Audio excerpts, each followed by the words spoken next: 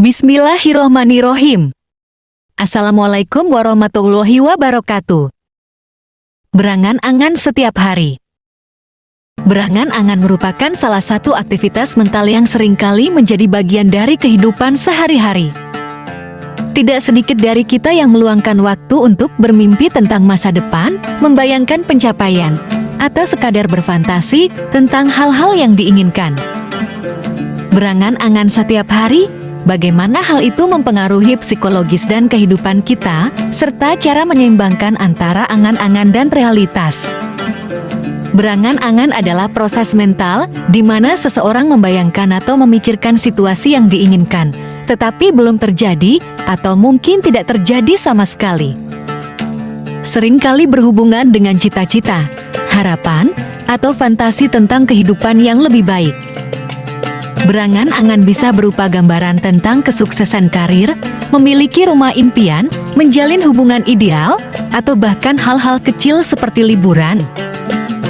Angan-angan bisa muncul kapan saja, baik ketika sedang beristirahat, bekerja, atau melakukan aktivitas harian lainnya. Berangan-angan bisa menjadi pelarian sementara dari rutinitas atau tekanan hidup.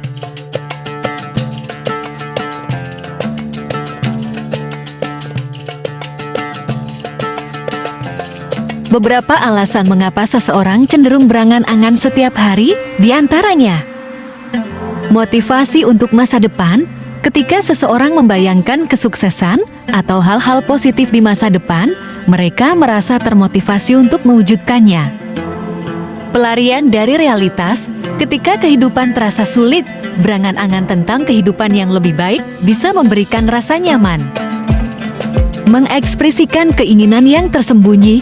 Kadang-kadang, angan-angan adalah cerminan dari keinginan yang sebenarnya kita miliki, tetapi tidak bisa diungkapkan secara langsung. Misalnya, seseorang mungkin berangan-angan tentang kehidupan yang bebas tanpa batasan, meskipun dalam kenyataan mereka merasa terkekang oleh tanggung jawab.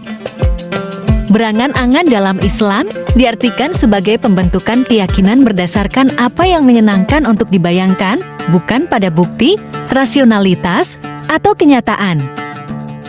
Dalam hadis Rasulullah Shallallahu Alaihi Wasallam menyatakan bahwa mereka yang sangat menginginkan pergi berperang bersama Rasulullah Shallallahu Alaihi Wasallam, hanya saja mereka tidak mampu entah karena kondisi fisik yang tidak memungkinkan atau tidak memiliki senjata dan perbekalan. Karena itu Rasulullah Shallallahu Alaihi Wasallam memerintahkan mereka untuk menetap di Madinah menjaga para wanita dan anak-anak. Sabda Rasul, mereka memperoleh pahala jihad sebagaimana yang kalian peroleh, karena mereka telah berazam untuk berangkat, hanya saja mereka tertahan oleh uzur. Seandainya tidak ada uzur, mereka pasti bergabung bersama pasukan muslimin. Ini menunjukkan bahwa angan-angan akan sebuah kebaikan disertai azam yang kuat dapat mengantarkan seorang muslim kepada derajat orang-orang yang telah melakukan kebaikan tersebut.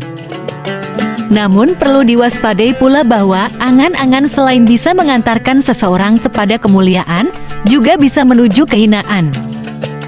Contohnya dia harus menanggung dosa, bukan karena mengerjakan apa yang dia kerjakan, melainkan hanya berangan-angan untuk bisa mengerjakan sebagaimana yang dia kerjakan.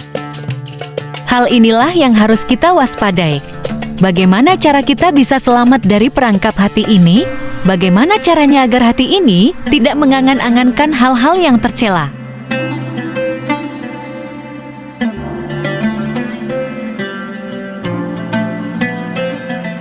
Allah mengajarkan para nabi untuk berusaha semaksimal mungkin, padahal nabi adalah kekasih Allah.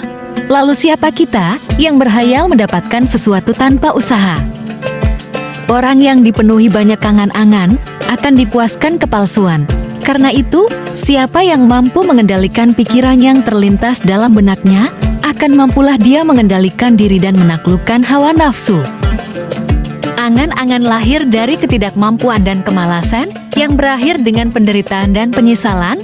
Angan-angan membuat seseorang terpesona dengan kemegahan yang disuguhkan, lalu dia memegang erat-erat dan tidak mau melepasnya. Akhirnya dia merasa puas dengan khayalan.